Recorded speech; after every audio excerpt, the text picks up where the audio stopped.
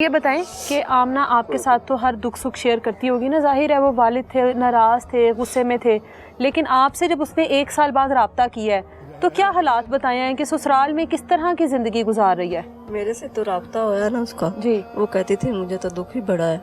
आमना बताती थी? आमना बताती अच्छा। थी, कहती थी मैं खुश नहीं हूँ, खुश नहीं हूँ? खुश अच्छा। नहीं हूँ, मैं अपना गुजारा कर रही हूँ। मैंने क्या अपना गुजारा करें, अब अपने बच्चे देखें और आप देखें, मैं कुछ नहीं कर सकती। क्या आप माँ थी? पूछना था कि क्या परेशानी है वहाँ पर, क्या परेशानी मसाइल है? उसके साथ लड़की होती है वो, उस आदमी लड़के मियां के साथ? अच्छा। उसकी वजह से ना वो उसका घर नहीं बस रहा था। मारपीट इसी वजह से करता था? हाँ, इसी वजह से करता था।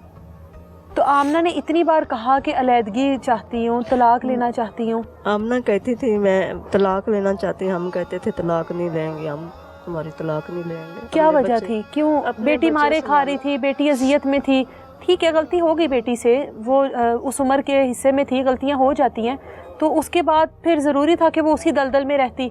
मैं कहती थी अपना घर बसाएं, हम नहीं इसकी तलाक लेंगे, हम कहते थे तलाक लेंगे इसके बच्चे रुल जाएंगे। और अब अभी रुल रहे हैं। अब भी तो रुल रहे हैं ना। शायद अभी माँ के पास होते तो माँ उनको संभाल लेती।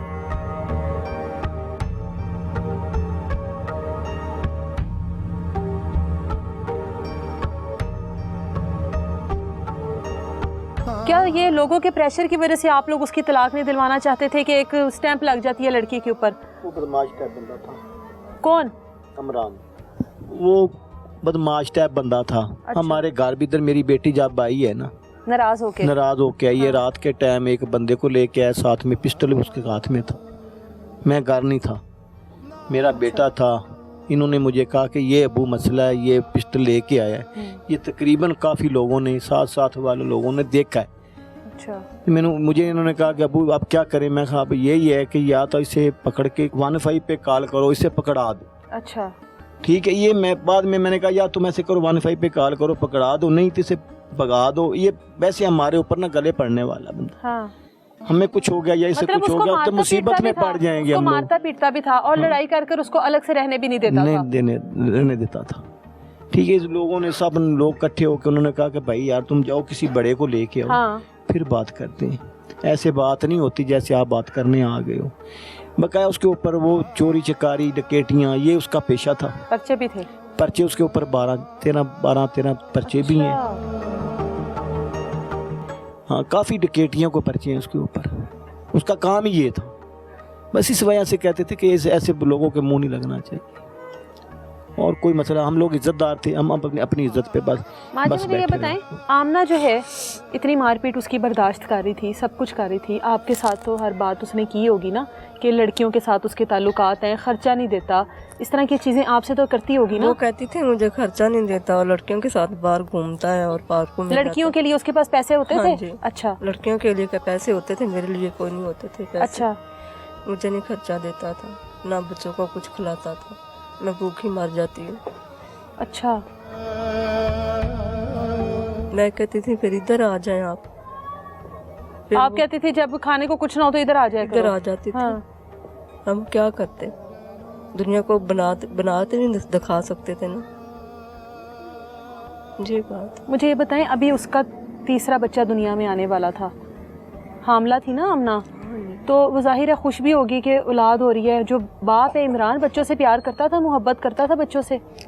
वो आमना तो बहुत बच्चों का ख्याल करती हाँ। थी, वो उसके बगैर रह भी नहीं सकती थी, बच्चों के बगैर? बच्चों के बगैर रह अच्छा। नहीं सकती थी। बाप भी करता होगा, हमें नहीं पता करता होगा अगर नहीं करता होगा, लेकिन बेटी तो आमना तो बहुत करती थी बच्चों के साथ।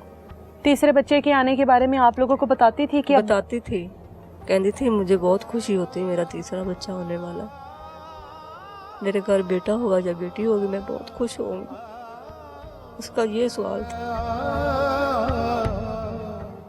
आपने कभी उसके ससुराल वालों से, जाहिर है घर की बड़ी हैं आपकी बातचीत भी शुरू हो गई, बेटी से मुलाकात भी होती थी, उसके ससुराल वालों से बातचीत कभी नहीं की कि ये सब क्या हमने सलूक है? कभी नहीं की, कभी नहीं की थी हमने, कभी नहीं की। क्यों मुनासिब नहीं समझते थे? आप लोगों की औलाद थी, आप लोगों के दिल का टुकड़ा थी, वो गलती हो गई, क्यों मुनासिब नहीं समझा कि उसके ससुराल वालों से पूछे हमारी बेटी को क्यों मारते पीटते हो? उससे नहीं पूछा था हमने। नहीं पूछा, बस बेटी को ही समझाया कि गुजारा करो। हाँ। अब बेटी के जो आखिरी अल्फाज थे कि मुझे जान से मार देंगे, उसके बावजूद भी आप लोग रात 2 बजे तक इंतज़ार करते रहे? करते रहे, वो तो करती रही फ़ोन, मुझे मार देंगे मार देंगे। हमने कहा चले जाते हैं। हम गए नहीं। जब उसकी डेथ हुई तो वो हमको कॉल आ गई है, फिर आप लोग चले गए? फिर हम लोग चले गए। अब अफसोस तो होगा कि शायद अब तो दुख बहुत होता। बेटी बुला रही थी, चले जाते। बेटी अजियत में थी, तकलीफ में थी, उसके साथ वहाँ पर कुछ ऐसा हो रहा होगा जिसकी वजह से वो आप लोगों को कह रही होगी कि मुझे ले जाओ। ऐसे ही है ना? यही बात सताती है ना यही, ये बात, यही मुझे कि तकलीफ बेटी अपने बाप को आवाज दे रही है कि खुदारा मुझे ले जाओ आके। बस यही मुझे तकलीफ है, सवारी के कोई मसला नहीं है। यही मुझे बात दिन रात चैन से सोने नहीं देती।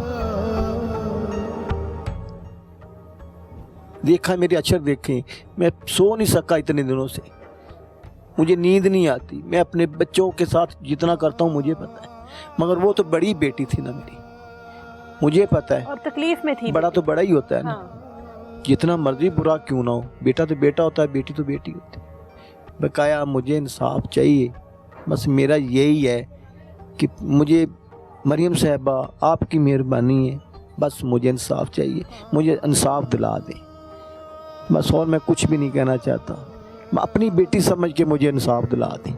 अब सिर्फ एक मेरी बेटी ना समझे, अपनी बेटी समझ के ना मुझे इंसाफ दिला दें। अब सिर्फ एक आजी साहब आप अपनी बेटी समझ के मुझे इंसाफ दिला दें, खुदा के लिए अपनी बेटी समझ के मुझे इंसाफ दिला दें।